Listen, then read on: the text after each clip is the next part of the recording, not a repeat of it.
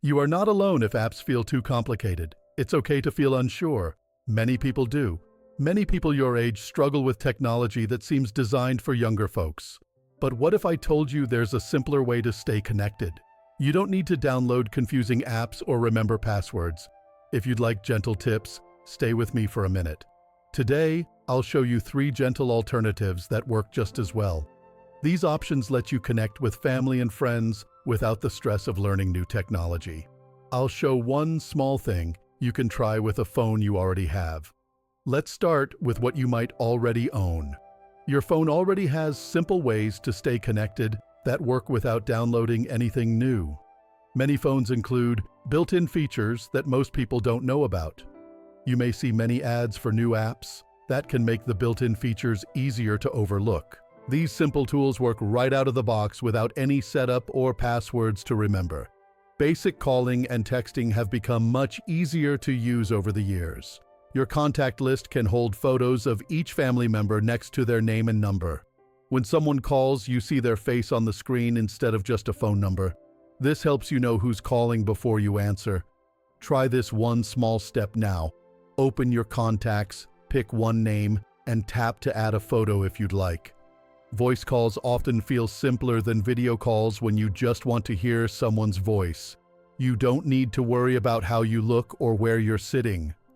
Voice calls often use less of your device's battery than video calls too. Text messages let you send quick hellos without interrupting someone's day.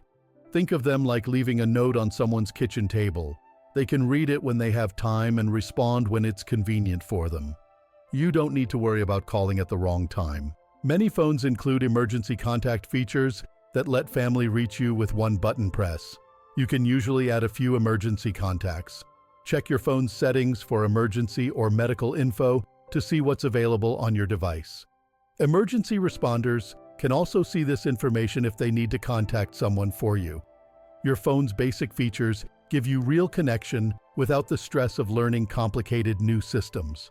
Built-in phone features often stay more consistent than some apps, so you may find them easier to rely on. They don't ask you to update passwords every few weeks. Your phone's built-in calling feature also has a speaker option that makes conversations easier to hear.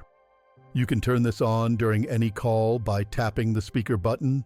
This helps when you're in a noisy place or when multiple people want to join the conversation. These basic features work like a reliable old car that starts every time you turn the key. They don't have fancy extras, but they get you where you need to go without breaking down. You can trust them to work the same way each time you use them. But what happens when someone hands you something new and your mind starts to worry? Your mind has good reasons for feeling stressed when someone hands you a tablet or asks you to try a new app. That stress isn't a sign of weakness or inability to learn. It's your brain protecting you from things that seem designed to confuse rather than help. Technology anxiety isn't a character flaw. It's a natural response to tools that don't match how you learn to use things throughout your life. Many apps assume experience with touchscreens and certain shortcuts. If you didn't grow up with those habits, interfaces can feel unfamiliar. This leaves you feeling lost and frustrated with systems that should make life easier. Your brain learned patterns for how things work over decades of experience. You know that buttons should feel like buttons and that similar actions should work the same way each time. Modern apps break these patterns without warning. A swipe might delete something in one app but open a menu in another. What looks like a button might actually be decoration that does nothing when you touch it. Small screens with tiny buttons make it easy to tap the wrong thing and end up somewhere you didn't want to go. Your fingers haven't changed size, but the targets you're supposed to hit have gotten much smaller. When you accidentally tap something, you might end up in a completely different part of the app with no clear way to get back to where you started. Apps change their layout without notice. Something that worked perfectly yesterday might look completely different today. Imagine if someone rearranged your kitchen every few weeks without telling you. The fear of breaking something or losing important information makes every tap feel risky. Will touching this button delete all your photos?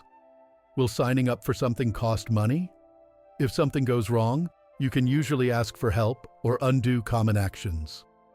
It's okay to make mistakes while learning.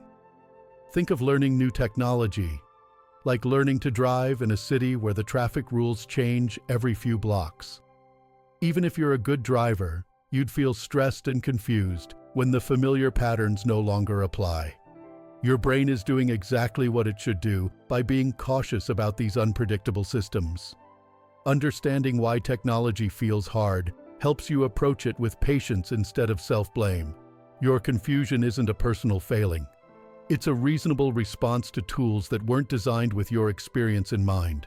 When you recognize this, you can give yourself permission to take more time and ask for help when you need it. Pick one low-risk thing to practice, like viewing photos or making a short call, and let yourself take it slowly. Give yourself permission to make mistakes without judgment. Most importantly, remember that you don't need to master every feature to get value from a device. You have more choices than you might think. Let me show you 3 gentle alternatives that work without the stress of learning new systems. First, regular phone calls create deeper conversations than quick app messages that get lost in endless notifications. When you call someone, you hear their voice and can tell how they're really feeling. You can ask follow-up questions and share stories without character limits or time pressure. Phone calls also give both people your full attention instead of competing with pop-up messages from other apps. Try this. Make a 5-minute call to check in with one family member this week. Second, handwritten notes or cards show more care than emoji-filled texts. They give recipients something physical to keep and look at again later.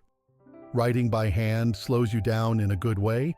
It makes you think about what you really want to say.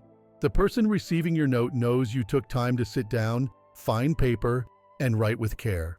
Send one short card this week to someone you care about. Third, local community groups let you connect face-to-face without screens. You can join activities based on interests you already have, like gardening, reading, or walking. These groups build friendships through shared experiences rather than shared apps. You see facial expressions, hear laughter, and create memories together in the same room. Call your community center to ask about a weekly meeting you can visit. If video calls feel hard, ask a family member to agree on one service and help set that up so you only learn one interface. Email is a stable option on many devices and often changes less dramatically than some social platforms.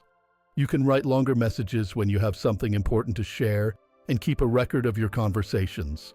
Think of these alternatives like taking the scenic route instead of the highway.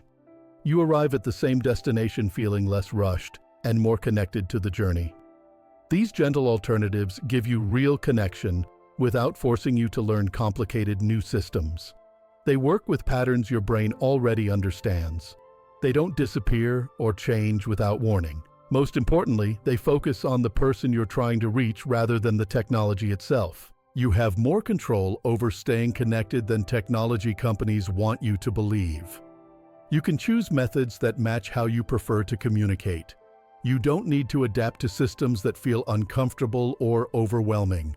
Try calling one family member today and set a time that works for both of you. Connection happens when you reach out in ways that feel natural to you. You don't have to master every new app to stay close to the people you care about. The effort you make matters more than the tools you use. Start with one simple step this week. Add a photo to one contact in your phone. When they call, you'll see their face instead of just a number. If that doesn't feel right for you, try writing one short note to a friend or calling someone for 5 minutes. A simple phone call often means more than dozens of app messages.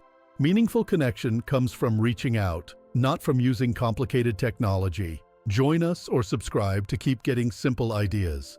Try one gentle step this week and notice how much easier connection feels when you choose what works for you. Connection is about the effort, not the tool.